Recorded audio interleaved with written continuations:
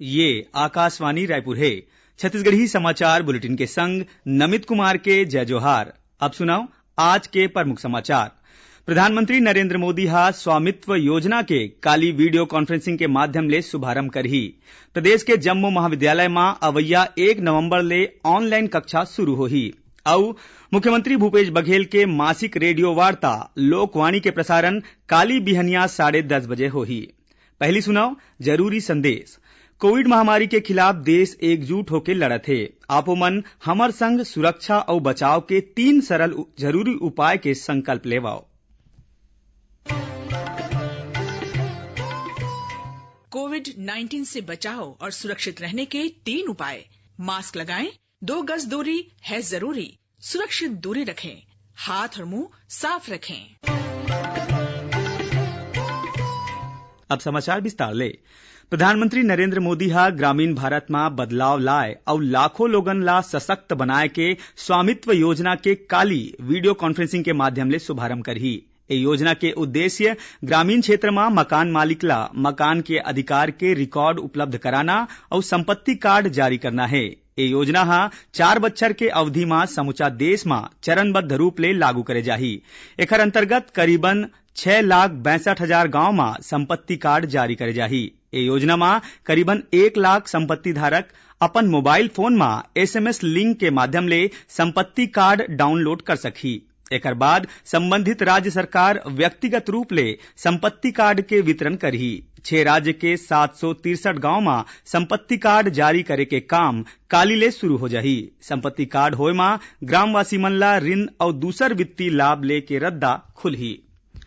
राष्ट्रीय लोक जनशक्ति पार्टी के संस्थापक नेता और केंद्रीय मंत्री रामविलास पासवान के आज पटना में गंगा किनारे जनार्दन घाट में पूरा राजकीय सम्मान के संग अंतिम संस्कार करेगिस। उखर बेटा चिराग पासवान हा ओमन ला मुखाग्नि दिन।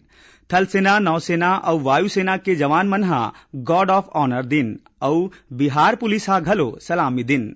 एबेरा में बिहार के मुख्यमंत्री नीतीश कुमार, उप मुख्यमंत्री सुशील कुमार मोदी, केंद्रीय मंत्री रविशंकर प्रसाद, केंद्रीय राज्य मंत्री नित्यानंद राय के संगरा कतकोन राजनीतिक दल के नेता, कार्यकर्ता और पदाधिकारी मन ओमन ला भावभीनी श्रद्धांजलि अर्पित करें।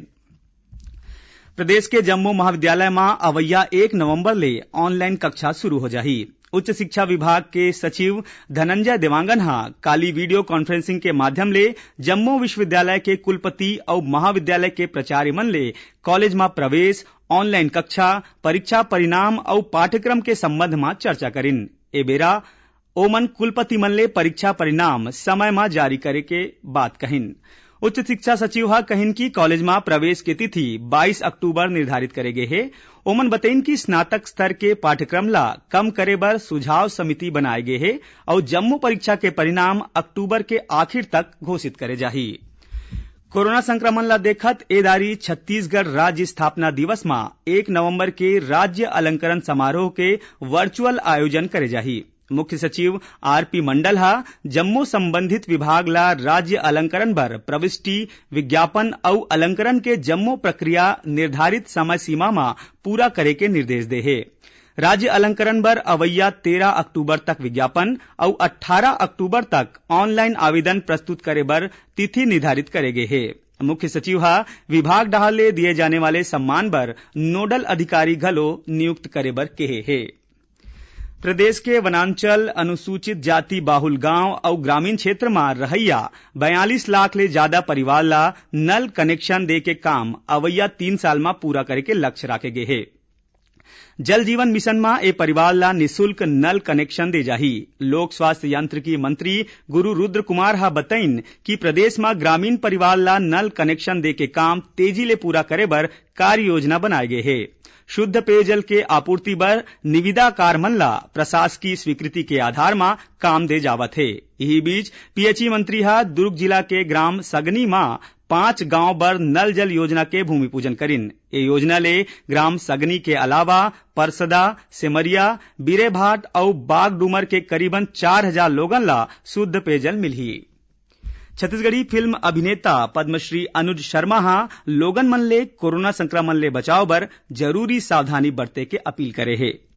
नमस्कार, जय जोहार। मैं हूं अनुज शर्मा और मेरा आप सभी से आग्रह है, अनलॉक की प्रक्रिया शुरू हो गई है, लेकिन हमें अपना संयम बरकरार रखना है और मास्क लगाए रखना है। आप जब भी बाजार में जाते हैं तो कोशिश करें भीड़ से बचें।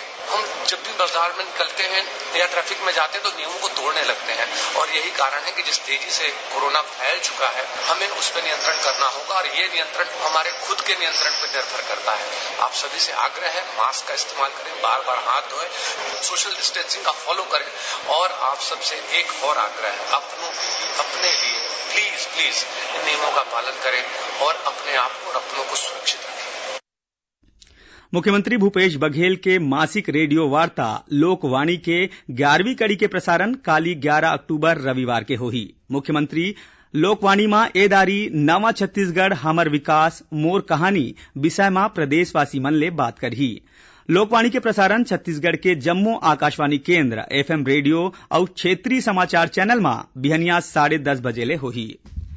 पंचायत और ग्रामीण विकास मंत्री TS सिंहदेव हा काली रतिहा 7:30 बजे आकाशवाणी रायपुर ले प्रसारित विशेष कार्यक्रम हमर ग्राम सभा में दूरस्थ अंचल में बैंकिंग सुविधा उपलब्ध करैया बैंक सखी मन के बारे में विस्तार ले जानकारी दी।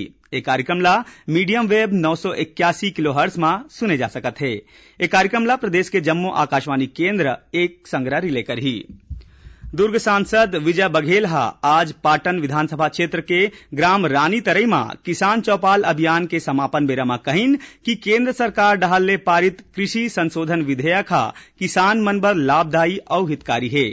ओमन आरोप लगाइन कि राज्य सरकार और कांग्रेस नेता मन डहाल ले कृषि विधेयक ला लेके किसान मन ला गुमराह करे के प्रयास करे जावत है। संगे संग ओमन किसान और भाजपा कार्यकर्ता मन ले प्रधानमंत्री नरेंद्र मोदी ला कृषि संशोधन विधेयक पारित कराए बर धन्यवाद पत्र प्रेषित करे के घलो आह्वान करे है।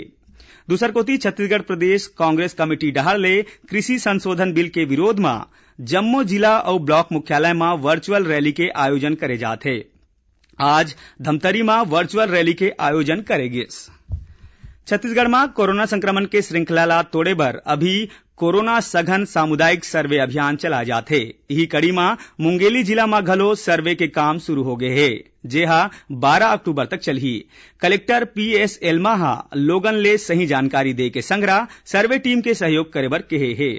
उन्हें राष्ट्रीय शहरी स्वास्थ्य मिशन के संचालक डॉक्टर प्रियंका शुक्ला हा रायगढ़ में चलत सर्वे के निरीक्षण करिन। एती धमतरी जिला के ग्राम पोटियाडीह में लोगन ला कोरोना के प्रति जागरूक करे बर इंडियन रेड क्रॉस सोसाइटी हा नुक्कड़ नाटक के मंचन करिन। बीजापुर जिला में बासागुड़ा थाना क्षेत्र में CRPF और DRG के संयुक्त टीम हा सर्चिंग के बेरा कतकोन हिंसक वारदात में शामिल 2 माओवादी ला गिरफ्तार करे है। उन्हें राजनांदगांव जिला के बकरकट्टा थाना क्षेत्र में DRG, जिला पुलिस बल, ITBP और छत्तीसगढ़ सशस्त्र बल के संयुक्त टीम हा कौरुआ पहाड़ी जंगल और दूतागढ़ में गश्त के बेरा 5 किलो वजन के IED बरामद करे है। जिला बाद में बम निरोधक दस्ता हा निष्क्रिय करिस। आज विश्व मानसिक स्वास्थ्य दिवस है। हर बच्चर 10 अक्टूबर के मानसिक स्वास्थ्य के बारे में जागरूकता बढ़ाए और मानसिक उपचार के बारे में जानकारी दे बर ये दिन मनाए जाते। केंद्रीय स्वास्थ्य मंत्री डॉक्टर हर्षवर्धन हा कहे है कि जागरूकता के अभाव में मानसिक स्वास्थ्य संबंधी मामला में लोगन बात करे बर हिचकथे और चिकित्सा मदद ले में घलो संकोच करथे। डॉक्टर हर्षवर्धन हा लोगन ले उपलब्ध मानसिक स्वास्थ्य सेवा के उपयोग करे के अपील करे है। आखिर में प्रमुख समाचार एक गांव फिर। प्रधानमंत्री नरेंद्र मोदी हा स्वामित्व योजना के काली वीडियो कॉन्फ्रेंसिंग के माध्यम ले शुभारंभ करही। प्रदेश के जम्मू महाविद्यालय में अवैया 1 नवंबर ले ऑनलाइन कक्षा शुरू होही और मुख्यमंत्री भूपेश बघेल के मासिक रेडियो वार्ता लोकवाणी के प्रसारण काली बिहनिया 10:30 बजे होही। एकरे संग छत्तीसगढ़ी समाचार बुलेटिन इहे सिरावत है। जय जोहार। मीडियम पर आकाशवाणी का ये रायपुर केंद्र है।